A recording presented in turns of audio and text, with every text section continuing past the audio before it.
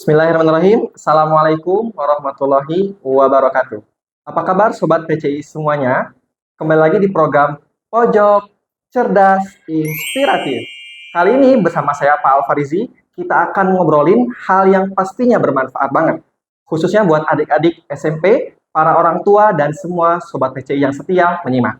Di episode kali ini, kita bakal bahas topik yang sering bikin deg-degan, tapi juga bisa jadi peluang emas, yaitu tips sukses PSAT, penilaian sumatif akhir tahun. Gimana sih caranya biar kita siap menghadapi tanpa panik, tanpa begadang, dan tetap punya semangat belajar yang keren? Yuk simak sampai habis, karena di 10 menit ke depan, kita bakal bagikan 7 tips supaya kita bisa lebih percaya diri, lebih berarah, dan siap untuk menghadapi PSAT. Apa itu PSAT? Oke, kita mulai dari yang paling besar dulu nih. Apa sih PSAT itu? PSAT atau penilaian sumatif akhir tahun adalah ujian akhir yang jadi salah satu tolak ukur penting capaian belajar kamu selama 1 tahun pelajaran. Nah, ini bukan cuma formalitas. Hasil PSAT bisa mempengaruhi penempatan kelas, pembinaan, bahkan kesan orang tua dan guru tentang perkembangan kamu. Jadi, anggap serius ya, tapi kamu nggak perlu stres. Karena kalau tahu caranya, kita bisa siap dengan percaya diri. 7 tips sukses hadapi PSAT. Sekarang kita masuk ke inti pembicaraan nih. Ada 7 tips sukses untuk hadapi PSAT yang bisa kami bagikan. Tips yang pertama, kenali pola soal. Coba deh kita lihat soal-soal tahun lalu. Biasanya soal PSAT mengacu pada kompetensi inti dan dasar yang sudah dipelajari. Cek mana soal yang mudah, mana yang sedang, dan mana yang menantang. Dengan tahu pola soal, kamu bisa susun strategi belajar yang tepat. Kedua, buat jadwal belajar bertahap. Jangan belajar sistem kebut semalam lagi. Bikin jadwal belajar selama 2-3 minggu ke depan. Dan juga selipkan waktu istirahat, hiburan, biar otak kamu tetap segar. Tips ketiga, gunakan teknik belajar aktif. Baca buku doang, itu kurang greget. Coba deh teknik belajar aktif yang seperti bikin peta konsep, latihan soal, atau bikin kuis.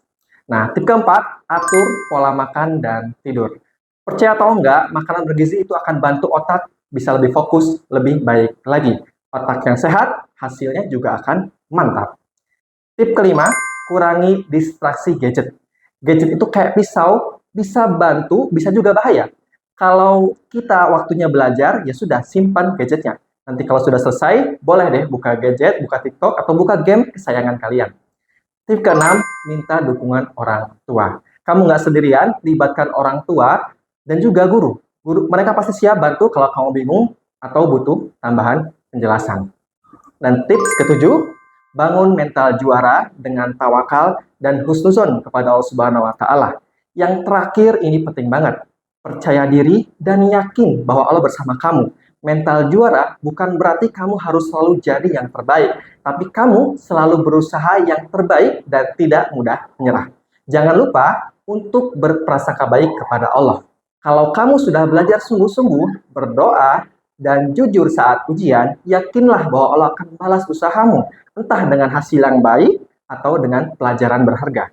Setelah belajar dan berusaha, tawakal, serahkan hasilnya kepada Allah. Ingat firman Allah di Quran Surat Ali Imran ayat 159, kemudian apabila kamu telah membulatkan tekad, maka bertawakallah kepada Allah. Sungguh Allah menyukai orang-orang yang bertawakal. Jadi soal TCI, jangan takut gagal, takutlah kalau kalian tidak mencoba. Karena dalam Islam, keberhasilan bukan hanya soal nilai, tapi soal proses dan juga soal kejujuran.